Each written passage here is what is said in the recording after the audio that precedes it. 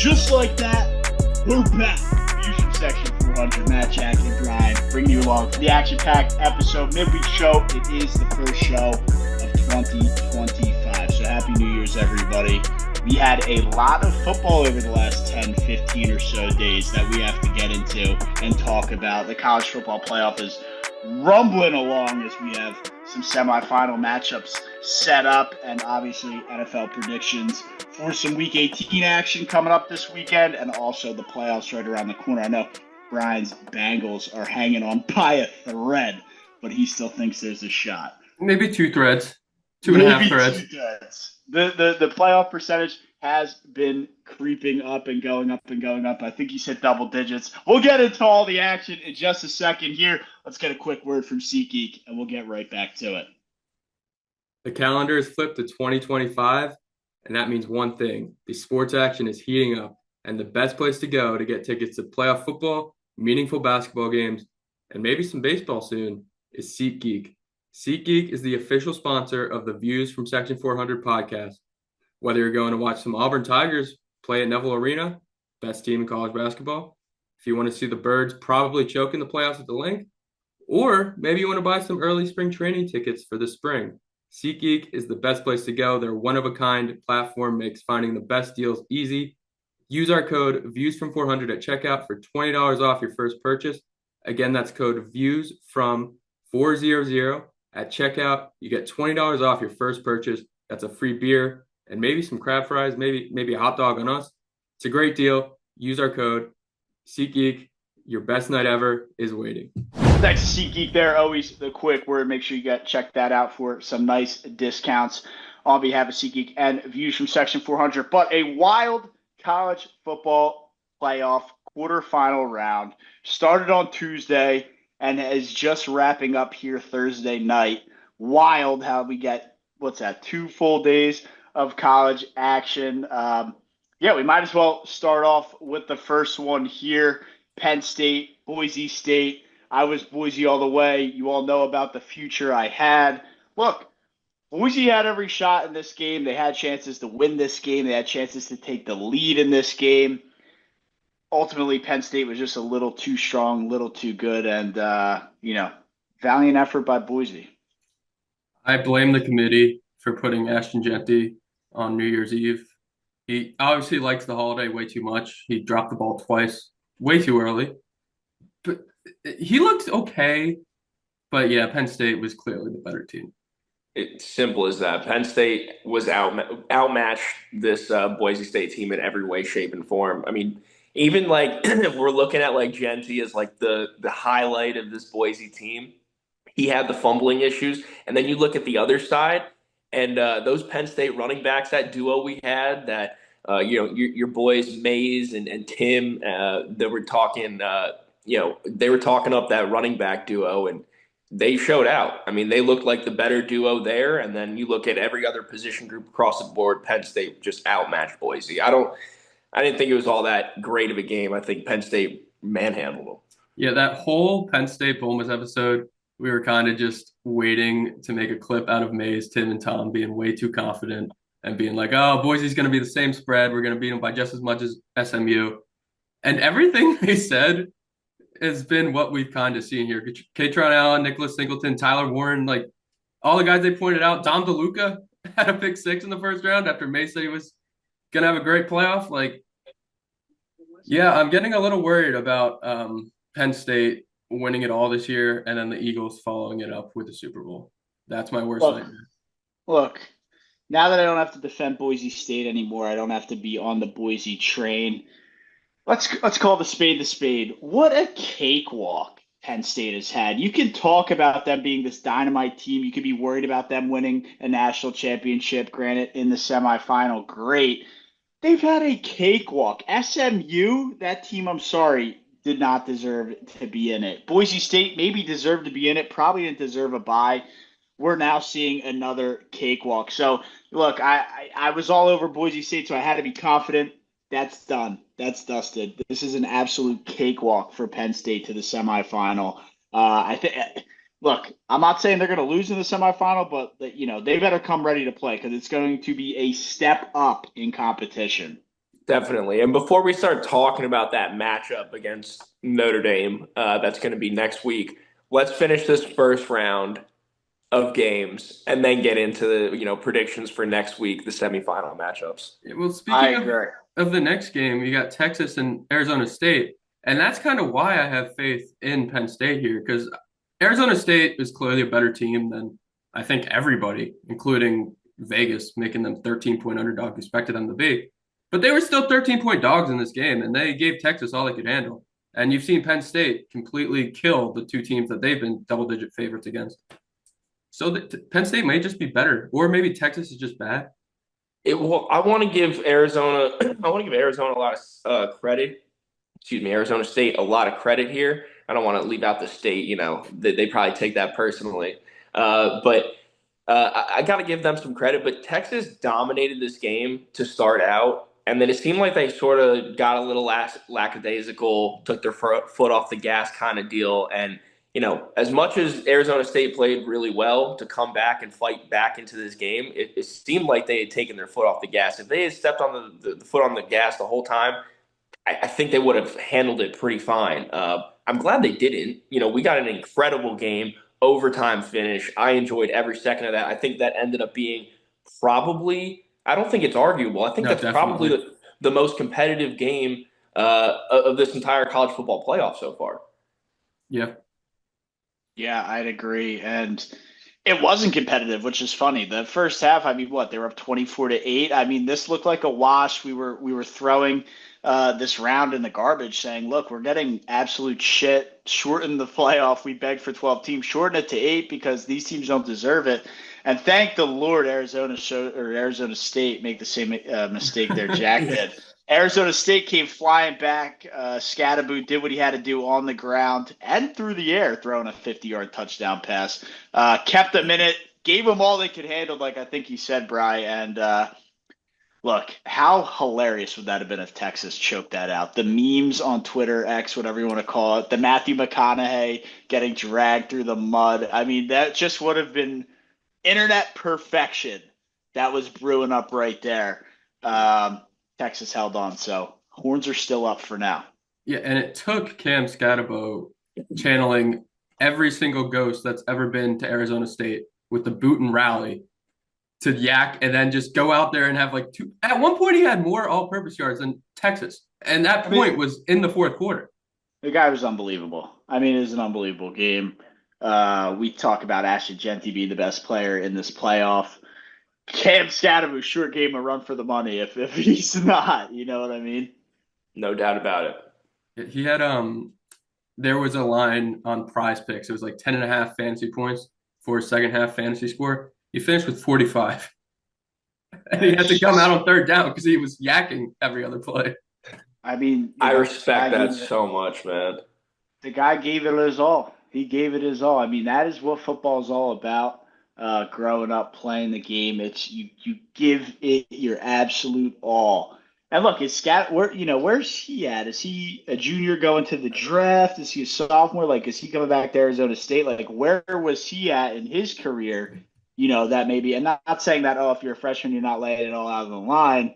But if this was his last game, that's a little more special for him to really go out there and leave it all out there. Yeah, he's a senior. I think he's a fourth year senior. So he could Okay. come back. Maybe if they throw him a bag. He might take a shot at the NFL, especially after the last 3-4 weeks that he's had. Yeah, it is a pretty stacked running back class, but he's at the top of it for sure. Yeah, he Yeah. definitely is. But Texas showed some flaws there, showed some vulnerability, and I think that could hurt them as, again, the competition gets that much better round in and round out. But I do want to jump on to probably the not biggest game, but the biggest bowl game in terms of what it's being called, and that is the Rose Bowl game. Can we all agree is the Rose Bowl the biggest bowl game? Probably, Granddaddy right? of them all. It's the Yeah, granddaddy of them all. You heard Pat McAfee say that about 17 times on the broadcast yesterday.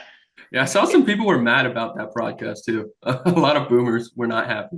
I didn't hate it. I don't need. I don't need the small cutout box of Pat McAfee and the play going on at the same time. Like, let Pat McAfee call the game. I don't need to see him standing on the sideline in a cutout screen next to the actual game going on. Let the game flow and let Pat and his crew call the game in the background like every other broadcast does. I was going to say, name me one other broadcaster that has a camera on him at all times while the plays are going on. Well, like there is one, the Manning cast. I feel like that's what they were trying to replicate. It was too much. Look, I would have been fine with McAfee calling the game. Keep, if you want to cut over to him here and there, fine. Sorry, Matt. Sorry to interrupt you. I hate that you got me there. But that's different, man. It's not that different. All right, it's what ESPN's trying to do now. But I do agree that I just like it better with the game. They're trying to make it a more like creative, engaging, broadcast. So it's not two white dudes in a suit. Sorry, probably not white dudes. I guess there's black announcers as well. Darius but you know what I on mean. The team there, right? I think Darius Butler's part of the crew. You know what I mean. At least it's not the like MLB on Fox standing in a suit doing the interviews and having the interview in picture in like the World Series. That was infuriating. Yeah, I mean, look, there's a lot of things we can nitpick. But either way, a game did unfold, and Oregon got jumped, absolutely jumped from the get-go. That was, a street fight where it's 5-on-1, and, if you're the one guy, you're shit out of luck because Ohio State didn't even give Oregon a chance. Yeah, they kept the foot on the gas the entire time. Whole time. They look. I tweeted a while back after Ohio State lost to Michigan and everybody's clowning Ryan Day and this Ohio State team. I was like, you guys are setting up this revenge arc like way too hard. Y'all got to stop. And y'all didn't stop. I'm not saying you two. I'm saying the public. They did not stop.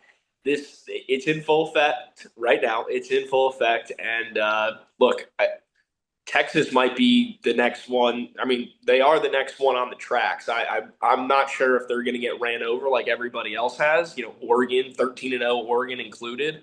But dude, Ohio State's scary. Let me tell you that. And that kid who's 17 years old, that receiver, Jeremiah Smith, best receiver in the country. Well, it's scary because they have him. Will Howard's playing well, and then this defense is.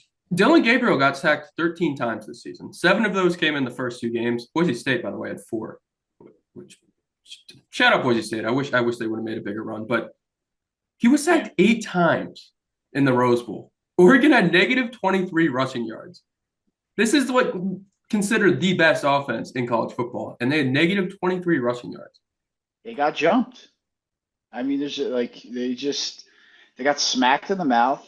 Jumped, shanked, whatever you want to call it. And they had there was like 3% of life when they scored the touchdown at the end of the first half and then came out and scored again. And it was like, okay, if they get one more stop and then go and score, Ohio State's rattled and it's a completely different game. They didn't get the stop and Ohio State continued to score. So, we saw just Oregon, I don't even know how to explain it. I don't know what I watched. Total trap taking them on the money line if you got them at plus money, which everybody thought that was free. It was not. And, Ohio State moves on.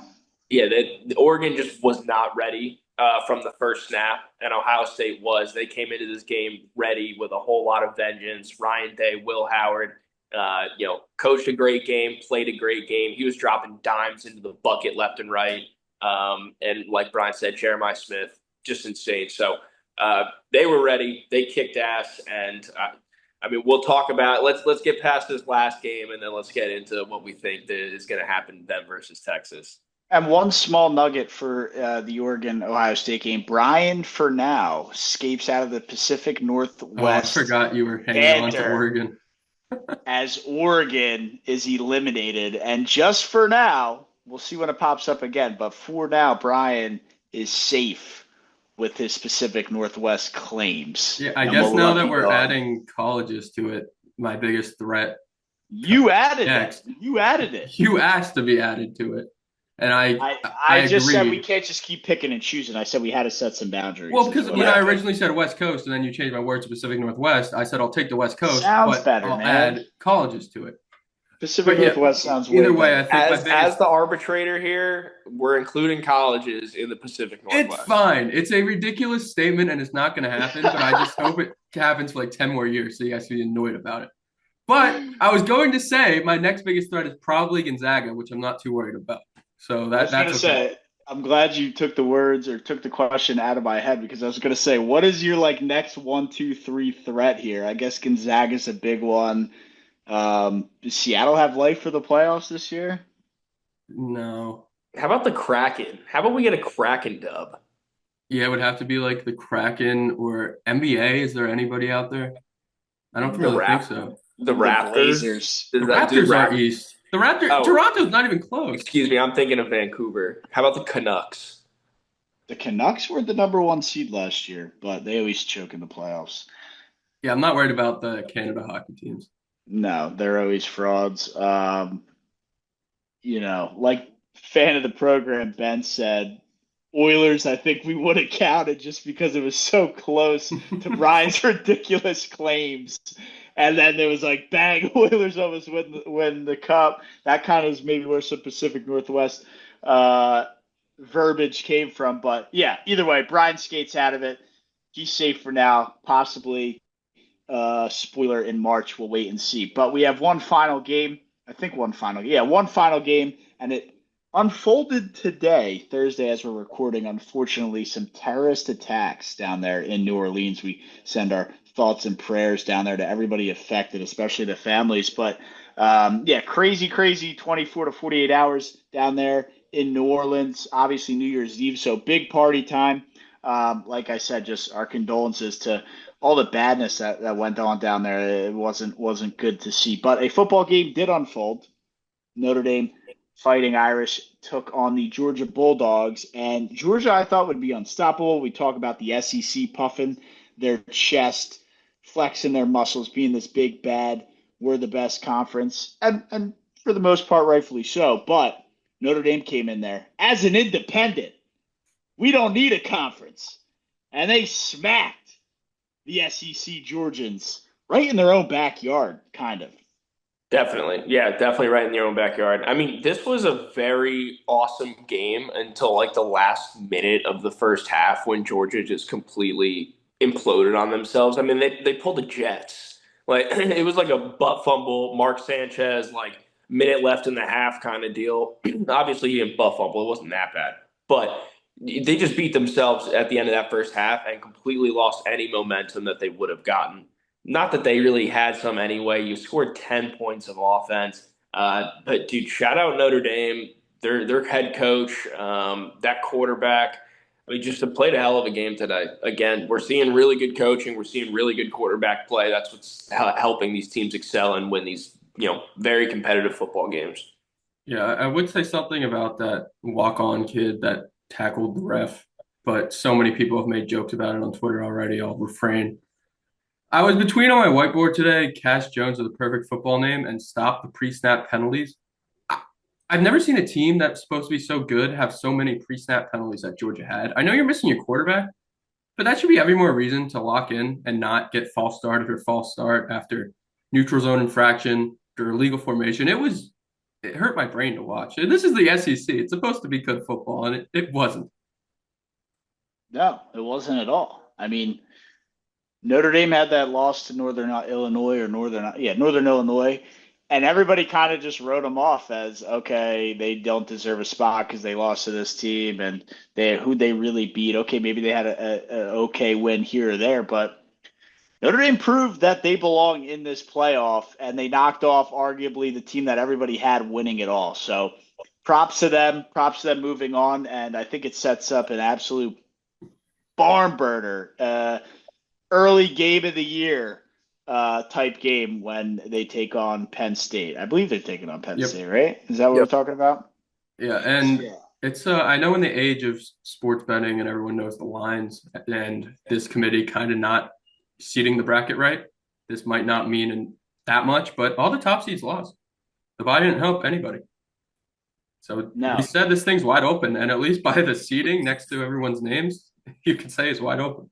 And Yeah. I think it's pretty fair to say that two of those teams shouldn't have had a top four seed and a bye, but it shook out the way it shook out. But All the yeah, top seeds were dogs. what? That's all the top seeds were dogs this week. Even Oregon was a 2-point dog to Ohio State, and Georgia was +1.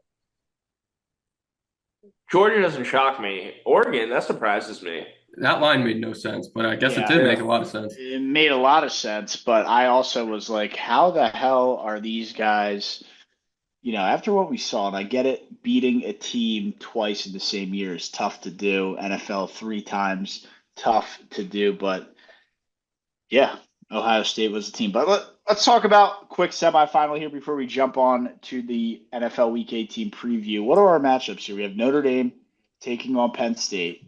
And so on the other side, we have Texas taking on Ohio State. Yeah, I think we have the lines. That's exactly what we have. SEC versus Big Ten with the independent sprinkled in there is what it looks like. Mm-hmm. I think we're not going to see an SEC champion. I'll say that much. Yeah, I have no faith in Texas after what I saw last weekend. I would bet, even if I lose, I don't care. I'll take Ohio State all day. Yeah, I mean, look, with the way that Ohio State's been handling business, it's tough to say that they're not looking like the best team in this college football playoff right now. I mean, they absolutely, like you said, Matt, they shanked, they stabbed, they just absolutely took care of business It's against what it Oregon. was. And they did the same exact thing, in a home game, but they did the same exact thing against Tennessee as well. So, shout out to Ryan Day and Ohio State for just absolutely looking incredible. I guess I would say I got Ohio State winning that football game. Yeah. Yeah, if the trends hold with the favorite winning, which they have every game in this playoff, we're going to see an Ohio State Notre Dame final. Notre Dame is favored by 1.5 right now, and this could always change. Ohio State's favored by 5.5. And look at the snap of the finger. 2 weeks ago, a month ago, whenever it was, people were calling for Ryan Day's head. I don't think anybody's calling for his head now. Nope. If anything, he just bought himself, more years as the head coach. But that Michigan loss, people wanted this guy gone. He had to walk around with a mask on in Columbus. Now, he's the saving grace. This guy can win big football games. I can travel all the way to the West Coast and knock off the top ranked team in Oregon. Yeah, Unbelievable snap of the fingers in a 2 to 4 week span. I think we are a Penn State win away, and of course an Ohio State win away from the Big Ten claiming easily the top conference in football this year. Yes. Yes. I give you that. And it's interesting they do it. Obviously, they had the addition with Oregon, but the SEC had some big heavy hitters added to their conference. Texas. I thought they had a couple other. I guess Oklahoma's not as heavy. Oklahoma's been pretty good the last 10 years. Yeah, they did a bad year. Oh, I just meant as far as this year goes. Yeah, the heavy hitters this year. Yeah. The Big Ten additions didn't really do anything either. No, it was Oregon, and that was it. I mean, the other teams, Oregon. UCLA didn't do anything. UCLA was horrible. USC, horrible. Yeah, so just like you said, Brian, Big Ten on the verge of clinching. If somehow, some way, and Texas is the only team that has a shot, if Texas wins it all, does that still claim Texas as or the SEC as the best conference? I think you can at least have an argument because they had so many losses in the conference, or not so many, but there were so many close games in conference play. It's tough to not call it the best, but I don't know. It kind of feels like they still. I would still pick the Big Ten, even though the SEC would want it. It feels weird. Well, it really, look, this kind of depends on what you want to look at. And you're going to be able to find arguments for either side. You want to say, oh, there's 2 out of the 4, semifinal teams are Big Ten teams. Big Ten, had more teams or whatever. But you could also look at whoever wins it all. If Texas ends up winning it all, you got that claim as well. So people are going to pick and choose whatever they want. I think this year, though, based on what we're seeing, I'd be fine giving it to the Big Ten for this year. Yeah. I'm in the same That's boat. fair enough. If one of their two teams wins the championship. All right, semifinal, Final Four, quick around the horn, and we'll get off of it. I got Notre Dame. I'll take a shot on them. I'm not picking Ohio State. What do I look like? I'm gonna go Penn State. Wow, the Brian Jinx. It's a jinx, but I kind of do believe that they could actually win it. Okay. Oh, dude, Here comes the chalk. Here it comes. I mean, look, I'll take Texas. Fuck it, I'm taking Texas. Wow. SEC homer sticking with the SEC. Backs the SEC. Unbelievable. So there you have it. We're all split across the board there. I'll take Notre Dame. Jack rolling the dice with the Longhorns, and Brian, a jinx. I don't think he even believes or wants that future to hit, but Brian takes the Nittany Lions in Penn State. It's a jinx, but it's more close to what I actually believe than just a flat out jinx. Fair enough. Well, that's the college football quarterfinal. If we had all that action, can't wait till we see what we have for the semifinals when we discuss that. But let's jump into the NFL here. The pros, the guys who play on Sunday. It's week 18. It's incentive time. Who's going to cash out? But we have some playoff implications as well. Starting with the AFC, Brian, you want to run us through the board here? Well, I do, but I don't want you to skip our winners and losers of the week. Do we have to do that first? Oh, yes, we do. I thought we were doing that after football. That's in my bed. I got a little ahead of myself here. I saw 8:08 on the clock, and I'm like, oh shit, we got to keep it moving here. I must have skipped a segment. You just want to talk about your birds. I get it. I do, but we can jump into the winner. Should we do winners and losers? Yep.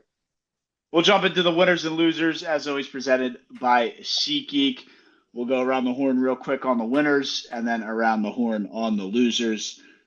Jack, what do you got for us here in this week's edition? Yeah, so I'm going to preemptively say that the 2024, I guess 2025 is when they actually announce it. The NFL Hall of Fame class, it's going to be insane. Let me just put it that way. The list of 15 players, the nominees that are eligible to win it this year, you can only choose 5, but they're just incredible. I mean, take your pick, but Luke Kuechly, Antonio Gates, Jared Allen. Who? Eli Manning. Oh, see, I wasn't going to include him. I was going to go to Fred Taylor next. I knew you weren't going to include Eli Manning. That's why I had to say Eli Manning. Is Eli Manning a Hall of Famer? Yes. He's on the ballot this year. That's why they vote. He's top 10 in every statistical category. He beat Tom Brady twice. Because the only thing you can say about the guy, and Jack, not to cut you off, but the only thing you can say about the guy that would knock him is him having the under 500 or 500 career regular season record.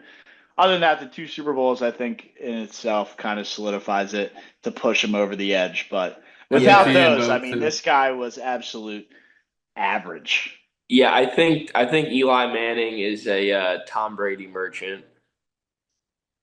Yeah, he benefited off. If his 2 Super Bowl wins weren't against Tom Brady, this isn't a conversation. He's not all. No, if he won 2 Super Bowls and he won Super Bowl MVP in both of those Super Bowls, he would still be a Hall of Famer. It helps that they were against Tom Brady. It certainly helps. It'll probably be a first ballot easily. But either way, he would have been one. When do they do this vote? When is the vote going down? I think they're at 15 now, Jack? It releases February 6th. Okay, yeah, it's on the NFL Honors. During NFL Honors. Yeah. Okay, and they'll release who got in? Yeah. And how many? 5 of 15. 5 out of 15 get in. Yeah. Yeah, that'll be interesting. I mean, look, the biggest thing isn't going to be about who got in. It's going to be about who didn't get in. There's going to be a lot of snubs if there's a list of 15 who are all able to get in. I mean, there's going to be – you want to talk about Florida State, Jack. You might be getting all fired up again here. A lot of these guys should get in, though. Why do you say that? I don't know, dude, because you're after Fred Taylor gets snubbed. Yeah, Fred Taylor. Bro, I mean, Fred, look, no, you this can is make a Fred's case that a year. lot of these guys should be first ballot, and obviously only 5 of the 15 can get in, so there will be some snubs. Yeah, Eli. If Eli gets in over Fred, I will riot. You'll see me on Twitter for 2 weeks about it. Oh, I look So forward there you to it. go. There you go. But Brian, in the spirit of keeping us moving along here, what do you got here for a winner of the week? It's going to be the SEC. I can't give the Big Ten all the love. The 16 Why? college basketball teams with the toughest remaining strength of schedule per ESPN BPI. This is starting at number 1. South Carolina, Ole Miss, Vanderbilt, LSU, Texas, Kentucky, Alabama, Texas A&M, Auburn, Oklahoma, Mississippi State, Arkansas, Georgia, Tennessee, Missouri, Florida. Those are the top 16, In the country. all SEC schools. Correct. I mean, I guess it kind of makes sense when the entire conference is good and we're about to enter conference play, but that's still wild. It's ridiculous. The How does that top make them six, the winners? They're all good. it just shows that, yeah, it goes to show that they're all good, and also they're all going to be playing competitive basketball coming up. I mean, that's a winner for all fans, everywhere. Yeah, They if get you the- go 8-10, even 7-11, Sure. if you're like already a good team, you're going to make the tournament. Yeah, I mean, we talked about, teams last year, Brian, with double-digit losses who are going to sneak in. I think it's just a matter of fact now that are we going to see teams in the SEC with 13 losses auto getting in? You could see teams like Mississippi State, A&M lose 11, 12, 13 games and be like an 8 seed. I was Yeah. going to say they're going to find a way to get Calipari into the tourney.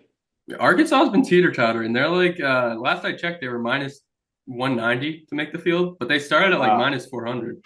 Oh, Yeah. really? Ooh, It's a not grind good of a trend. schedule. Yeah, he's going to have to win his home games. Yeah, I mean, falling off a little bit there, but I mean, that'll be interesting. I mean, we're in January, the New Year's here. College basketball is going to start heating up, and we always say it, it's 2 months away, but March will be here like that. And speaking of March, stay tuned for Brian and myself's bracketology, which I think will cook up here. What, in a couple weeks, bro? I think we should start next week. Conference play starts this week for all the big conferences, so might as well get it going. Yeah, might as well. I'm down. We'll get that going. Stay tuned. Drops usually early in the week, right after the weekend games. We'll get it going for you guys. But my winner of the week here to wrap up the winners. It's what I do in section 400. Jack and Brian stick to the main sports. I bridge the gap to all you micro fans who watch the smaller sports but still stay connected. It's going to be golf fans. The Century Tournament is back. It started today. It is the first event of the PGA Tour year. Nobody even tunes in until the Masters, which, by the way, isn't even a PGA event. Yeah, golf is started. Golf is back. I have it on right now. It is one of the 8 special events for on the PGA calendar year, and $20 million purse. Winner takes home $3.6 million. That kicked off today. Fun fact, I bet on Tom Hoagie at plus 8,000, 10 to win 800. He is the leader after the first round at 9 under. Will Zalatoris 8 under after the first round as well. So something to look forward to, something to watch for is my Tom Hoagie bet throughout the weekend. Still a lot of play to go, a lot of golf to go, but Hoagie with a strong start at plus 8,000 there. Electric. Yeah, all you can say. I won't be watching any golf for a while. Thank you for bridging the gap. You're gonna have to fill me in on golf to start. That's what I do. Are you okay, Brian? Yeah, my chair was stuck on a carpet. It was really annoying me. Sorry, between that and I'm watching some Ole Miss their bowl game right now. They just tried a trick play in the red zone, ended up throwing a pick that got returned for about 60 yards. Look, I'll keep you guys locked into golf. I'll keep you guys. What's that, Brian? What are you about to go off about us?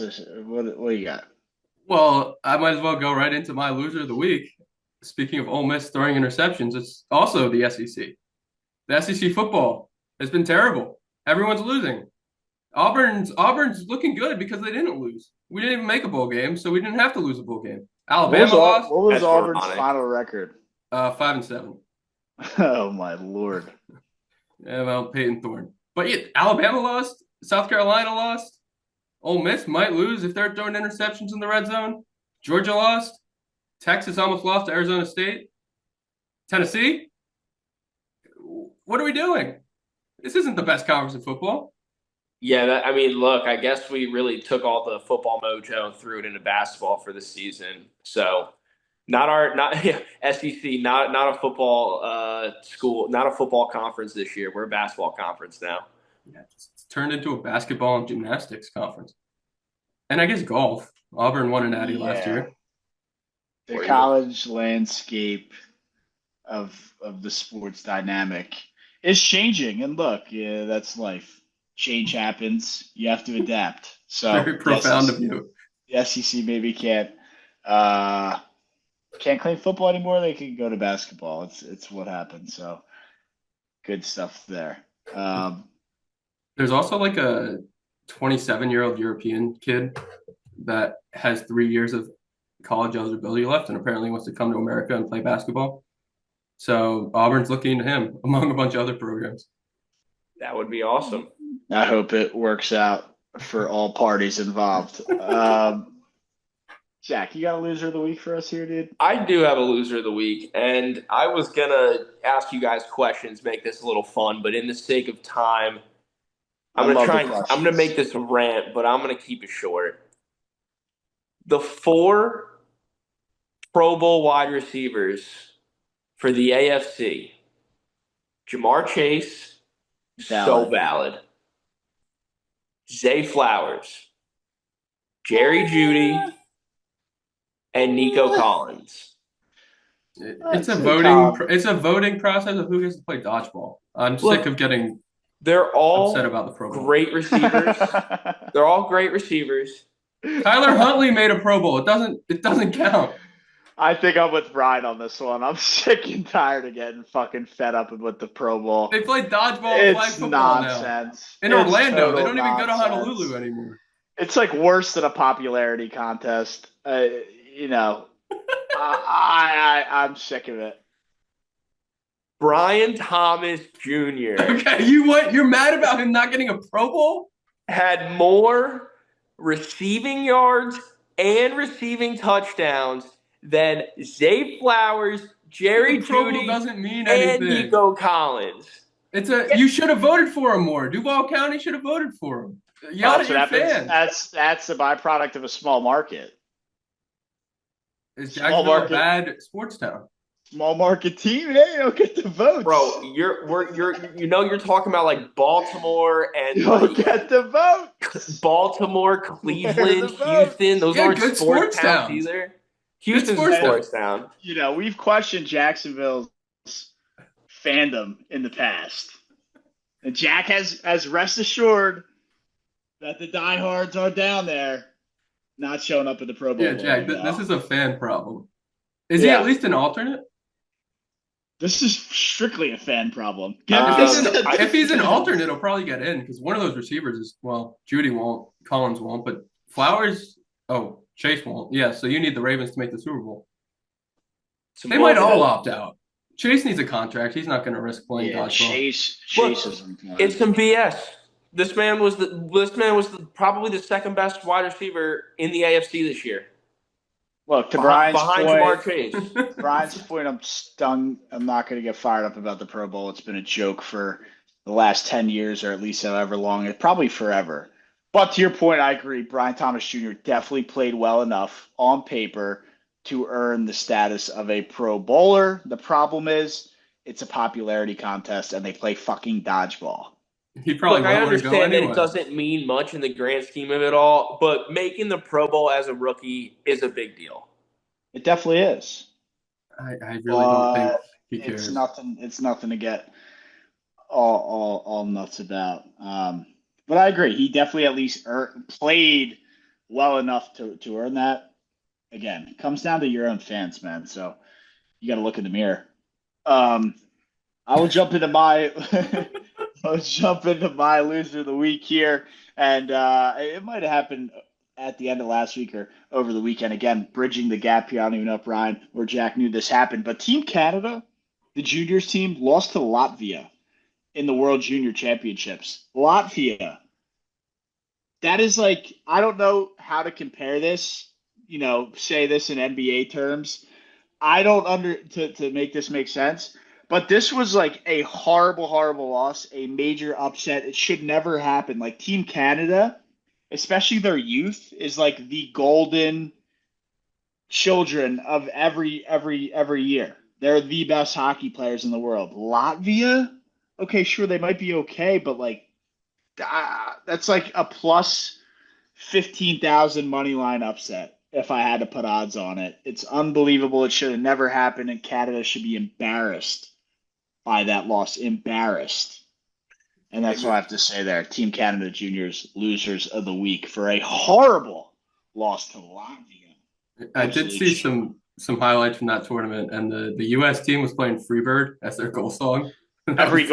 Every goal they scored, dude, the Freebird guitar solo kicks off. So it's been a fun tournament if you've had a couple minutes to check it out. It's been a little chippy, a little bit of edginess, especially out of the USA youngsters. So fun tournament to watch. I'm looking forward to the one when all the NHL guys. Is that in January or February? It's like 4 teams: USA, Canada, maybe Sweden, and one other team, and they all play together because the NHL guys don't play in the Olympics. So they said, F it, we're going to pause the NHL season for 2 weeks, and we'll just do these 4 teams and have them all play and kind of maybe like a round robin or, yeah, like they all play each other and then winner plays winner. I don't know. But that's coming up, something to look out for.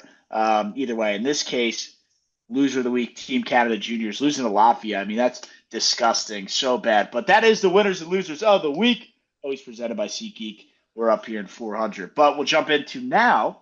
I know I jumped the gun, but now NFL Week 18 playoff preview, games preview. I don't think it's as crazy of a weekend we're about to have as everyone maybe might think or might drum up. I think it's, a couple scenarios. I think we've seen crazier in the past. Brian, why don't you work us through it here and see what we got? Yeah, I'll start with my Bengals. They're going to need to beat the Steelers. They are favored by 1.5.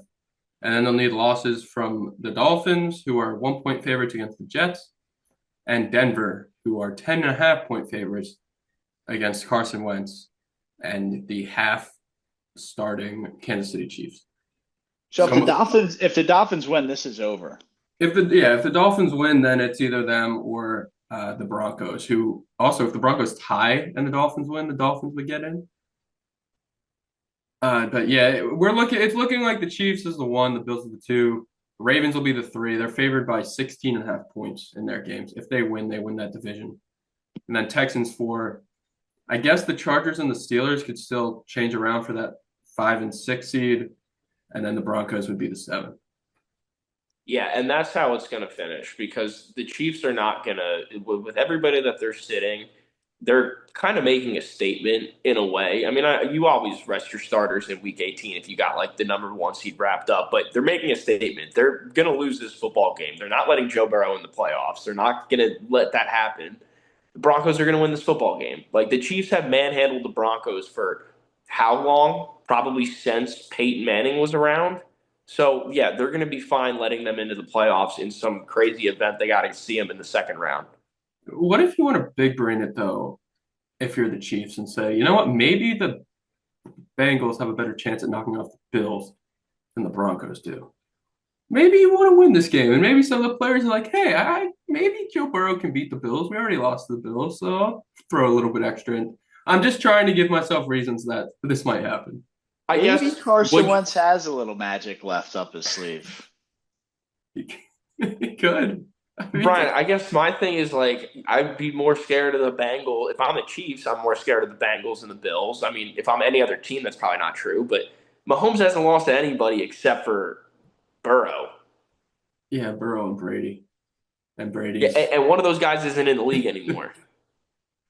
Yeah, you're right. I don't know. I want the Bengals to get in there, man. I mean, that's the biggest thing on the AFC side this weekend, right? No doubt. The Bengals sneaking in. We'll see what if the Jets can play spoiler and drum that, up a little bit more. Do any of the games on Saturday mean anything? That's pretty much the only thing that matters for like if the Bengals lose, everything's cooked. So Because when it'll is it? be, What's is it a 1 o'clock and a 4 o'clock or a 4 o'clock and an 8 o'clock? I think it's a 4 o'clock and an 8 o'clock. That's what I think it is as well. So what? Do the Bengals play at 4? The Bengals are first, and then the Ravens are Okay. second. So the Bengals play who? The Steelers. And the The Steelers, if they Steelers. win and then could somehow get a Browns upset of the Ravens, they win the division. So the Bengals play the night game at 8. They're the night game, okay. Yeah. Okay. Oh, So I who's guess at that four makes. o'clock? So hold on here. Cleveland and Baltimore. Maybe they'll have an So easy win then. If the Ravens beat Cleveland, why would the Steelers play their starters? I don't know. That is valid because they wouldn't be able to take the division. Yeah, all right. Listen, why are I'm you hyping calling this myself Well, out? up here. Got well, Brian back on The board. Steelers could still take like a 5 seed versus a 6 seed. You know what I mean? They might want the lower seed. You get the Texans in the first round? Or no, I guess you want the 5 there. The 5 seed would play the Texans. Yeah. So yeah, I guess you do want the higher seed, so they're going for the win. All right, well, there goes that. Interesting also to see two AFC games on Saturday as well. They don't sneak an NFC one in there as well. But speaking of the NFC, Bry, again, I think it's just the AFC with the Bengals we have to look forward to this weekend. Is there anything? I mean, the NFC is pretty much locked in. Yeah, it's pretty much locked in terms of playoff teams. We could see some movement, like if Washington loses to the Cowboys and the Packers win, they'll leapfrog the Packers. That being will leapfrog the Commanders in the wild card. The Bucks could still lose to the Saints. They're 2 touchdown favorites. If that happens and Atlanta beats the Panthers, Atlanta wins the South, and the Bucks are SOL. But the Bucks are going to win that game. The Saints have given up. Yeah, I don't see a world where the Saints win. Again, a lot of is that game in New Orleans? It's in Tampa. Oh, it is Tampa. I was going to say maybe, in light of the sad, tragic events that happened this week, the team rallies behind it and pulls off an upset win. But you're right. The Saints, I mean, they've been checked out for the last 2 months. I mean, they had the hot start to the season, and that was it. Bucks are going to win this game. Yeah, I think the real pressure point here, besides obviously the Sunday Night Football game for the 1 seed between the Vikings and the Lions, it's going to be that Washington and Packers who wants to avoid the Eagles. And if Washington loses, they're gonna have to play the Eagles again in that first round. And it's not going to be Kenny Pickett this time. Well, is that the only two teams who can play the Eagle? Is the Commanders and the Packers? Those are the only two Correct. teams. Yep. Yeah. Yeah, I mean, I don't know that I want to play the Packers. They play well on the road, and we already beat them again. Beating a team twice in 1 year, always difficult to do. Commanders would be a tiebreak kind of game. In a way, it's kind of good they lost that game because now it's not like, oh, now you're going to go beat them 3 times. So no experience either for the Commanders. I think helps the Eagles, and you can say whatever you want about Jaden Daniels and the players they have. Playoff experience matters in the NFL, regardless of who a rookie quarterback will be rattled on the road, especially in that environment that can be created down there at Lincoln Financial. So I think I would rather take the Commanders. Yeah, I think so. Right. Who would you rather play? And Jack, you can jump in as well. But who would you guys rather see? If you're sitting there as the Eagles, you're locked up as a 2 seed. You can't do anything about the 1 seed. Got to play the Commanders or the Packers at home, guaranteed home playoff game. Who do you want to welcome to South Philly? Yeah. Well, I think just me hoping for a fun wild card weekend. I am hoping that the Washington wins, so they get the Rams, and then the Eagles host the Packers. I think those would be the best games. So if I'm the Eagles, I would want to play Washington. Yeah, I think that's Yeah, if I'm the Eagles, I'd rather play Washington. The Packers put on a little run last year in the playoffs. Who did they upset? The Cowboys in the first round. Yeah, yeah. not a real team. Yeah, that was impressive. So, Jordan Love and with Josh Jacobs playing as well as he has, I wouldn't really want to see them in the playoffs. It's pretty loaded NFC. I'm not going to lie, but I'd rather see Washington, especially if I'm the Eagles. I've seen them twice already. Divisional team. Right. I know it's hard to beat a team 3 times in the NFL, but you guys kind of have their number. Yeah, and Yeah, I think everybody should be going into that game relatively fresh and healthy. Again, still remain the status of Jalen Hurts. We're all assuming he's going to play in the playoffs, though, regardless. he's got to be ready by then. Yeah. I think if things hold serve in the NFC and you get the Bucks as the 4, it's gonna be a fun wild card weekend. I don't know about the AFC. That How do might, they do that? Do they still run Saturday games, right? yeah, Saturday, Sunday, and then there's the one Monday. And then one Monday. I remember we went over this. Yeah, so it we if things stay as they are right now, and we're assuming the Bucks take down the Saints, you'd have the Eagles hosting the Packers, the Vikings hosting the Commanders, and or no, the Vikings hosting or the Vikings traveling to Tampa to take on the Bucks, and the Rams hosting the Commanders. All those games could be good. And do we have any sense of what games will be played where? Like, did they list like, oh, these games will Oh be Saturday, these games will be, or that's still up in the no, air? because they'll want to put the good ones in prime time. Right. Yeah. Right. We probably know the Texans game will be the first one on Saturday. Yeah, that's usually that sounds like a Saturday game. Texans Bengals Saturday? Yeah, I bet the Rams the game that the Rams host will probably be the late game with them being on the Yeah, West Coast. yeah, that sounds like a late Saturday game. And then you throw the Bills will be Sunday night. Can you put the Eagles on Monday night again? They did that last year. I if it's Eagles Packers, it'll be prime time. Eagles Washington, they might do like a 1 o'clock. Where does well we'll talk about again, we know the Bengals implications, but the granddaddy of them all this weekend for the number one seed, the Vikings taking on the Lions. Do we have who's home and away here? The Is it Lions are at home. They're favored by 3. Lions at home? Look, is Dan Campbell still running around puffing his chest saying, I don't care, I'm not scared of injuries, we're going to throw everything we got at these guys and we're going to go try and win a football game? I think this makes more sense to win this one other than the 49ers game last week, even though obviously that one was important as well. But just the way he's Well, acted. it was important for morale, not for Yeah. any statistic or mathematical reason. Yeah. It's just the way the guy comes off is ridiculous. I mean, they're very important games. They want the 1 seed, man. Well, No, I last week know. it wouldn't have mattered. They could have lost and then still won this game and been the one. Oh, Yeah. What really? did matter was it was a revenge game for the NFC Championship last year. And the Right. fact they won, they got to keep the 1 seed. So they're the hunted right now. Instead, they'd be doing the hunting if they lost. Yeah. And I Okay. can see That's that really understandable. mattering to Dan Campbell. So he was just like, and dude, like he just came out fired up, which whatever respect, it's like Sirianni. They're kind of the same. And like that is when they have the thing they do, they stick to it no matter what the situation or circumstances. They stick to their guns. And Dan Campbell is always going to go 100%, regardless of injury, regardless if it blows up in his face. He's going to go 100%. We have a one seed on the line. It's the Vikings. It's the Lions. Holy shit, I have no idea who to pick. I don't know either. I'm gonna lean Lions just because I I'll take think the Lions because they're at home, yeah. and I could totally see the Vikings winning this as well. So that's why. I Jared mean, Goff. Jared Goff is elite at home in the dome. He's gonna put on. The Lions are gonna win this game. It's gonna be a big game for them. They're gonna be very happy with the bye week. and the They Lions need it have too. been the one seed all year. Yeah. They've basically been the best team all year. It makes sense for them to lock up the one seed, what they've kind of been holding on to all year, like I said. Again, Vikings got a shot to steal it. It sets up a perfect Sunday night finale of the NFL regular season. Yeah, we haven't had a game that's winner get in a while. The last couple No, Sunday night football games have been for the division. We haven't had a true winner get in.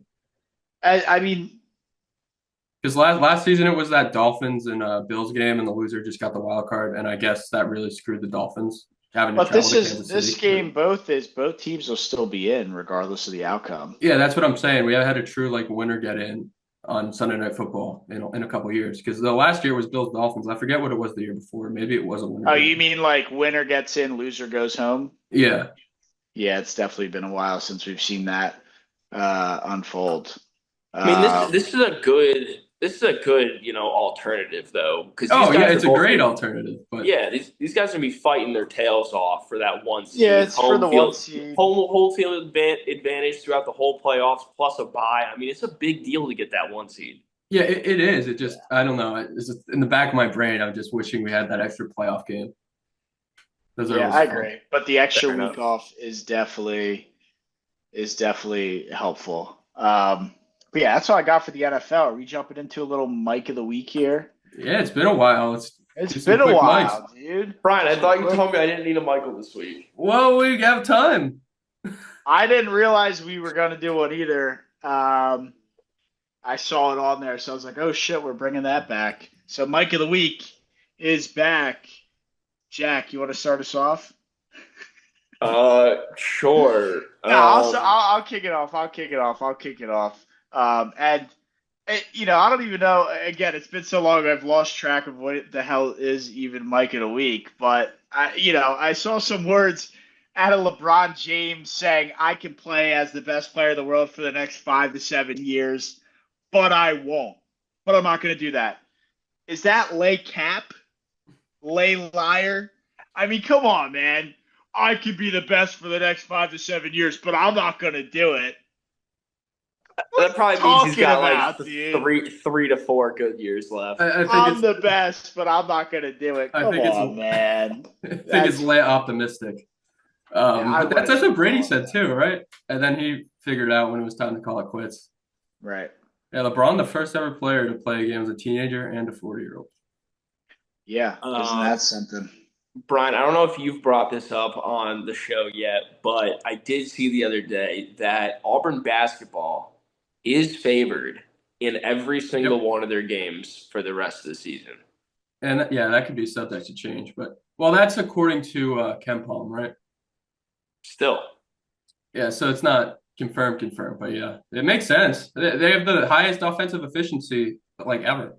Yeah, I mean, obviously that's subject to change. Like, other teams can get better, we can get worse. God forbid we have some major injuries, that can change. But I'm just saying, at this current point in time, with 20 games left in the season, something like that, we're favored to win every single one of them. And that makes me happy. They're plus 110 to make it to the Final Four. It's pretty wild.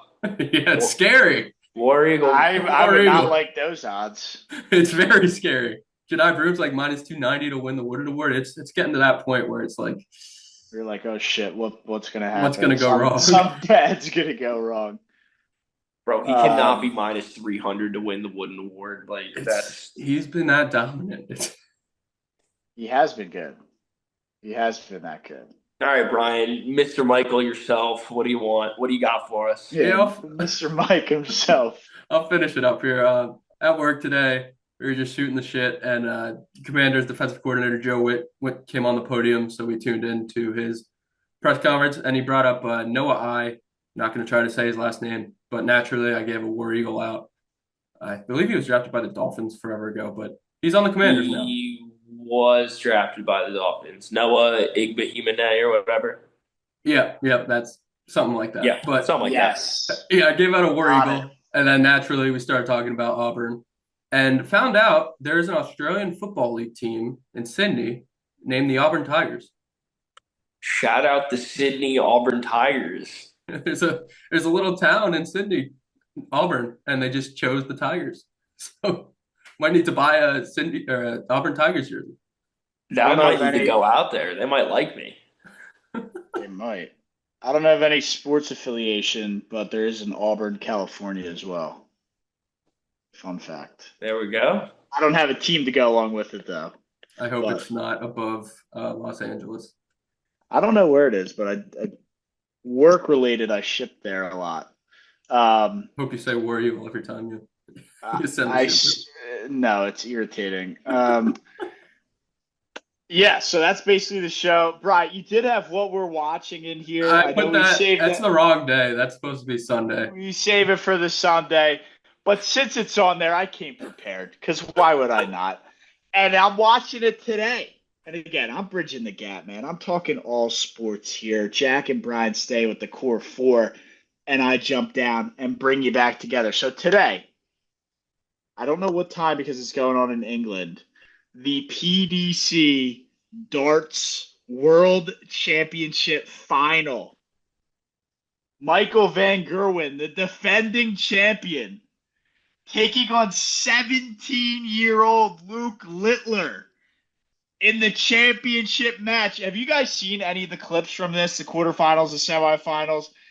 It is an absolute party. It is absolute mayhem. Kegs of beer, pitchers of beer are flying everywhere. It's mayhem. It's madness. Lucas Littler, 17 years old. He can't even get a drink in England, and he's out there putting on a show, running his way to the final. Like I said, Michael Van Gerwen, defending champion, taking on the 17-year-old Luke Littler, who's been unstoppable. I'm telling you guys, watch the highlights from the quarterfinals and the semifinals. You will not be disappointed. It will not be a waste of time. I think in the U.S., the only way to watch this is on DAZN. So good luck. But if you go on Twitch, you might be able to look up a stream. I don't know. They're 5 hours ahead. I want to say maybe it's on at 3 o'clock, maybe 1 o'clock. I'll be watching. That's what I'm watching. The PDC World Finals. I'm rooting for Luke Littler, man. 17 years old. The guy can't even get a beer in England that he's flying through. I can't wait. I'm fired up. Brian, go watch a clip of that and tell me you're not fired up. I've seen it when they're doing the chants and shit, but it's electric. I'm suspect of anybody that's good at darts that can't drink yet. I feel like a beer in one hand and a dart in the other kind of go hand in hand. They do. So, well, I don't know. You know, Luke Littler could be drinking at the pub for all we know, but legally, he's 17. So legally he can. But, I mean, this Mike Van Gerwen guy is unbelievable as well. I know you said you've seen the clips. Do you know who Luke Littler is? No idea. Okay. Dude, this is going to be a spectacle of all spectacles. Both these guys are unbelievable dart players. Is that what you call it? Throwers of darts? Yeah, probably. Unbelievable players. Dart thrower. Darters. They're the two best, absolute best in the world. Like I said, Van Gerwen, defending champ. Luke Littler, 17. I think he lost to Van Gerwen last year, maybe as a 16-year-old as well. This shit's wild. That's what I'll be watching. Today, couple hours. I guess I'll be logging on to my FanDuel account and watching ping pong if we're staying in this realm of sports. Yeah. No, well, Auburn doesn't really have a competitive basketball game for another few weeks, and as far as college football goes, we're waiting a full week till the 9th. Is that? Yeah, we have Missouri on the 4th. So Missouri's a decent. They beat Kansas. Did they really? They did. First time in like a decade they did, but they did. Well, good for them. Might be a game. I think it might be a game. It's at Neville Arena, so it probably won't be a game. But anyway, we got some college football playoffs in a week from today. We got NFL football right around the corner. See who makes the playoffs. I think Baker and the Bucs make some noise. That's all I got. We got darts on Friday, football on Saturday, and Tom Hoagie going to win the Century on Sunday. I know what my weekend looks like, and it's action-packed. I will catch y'all in the next one. Peace out, fellas. Texas. Go ahead.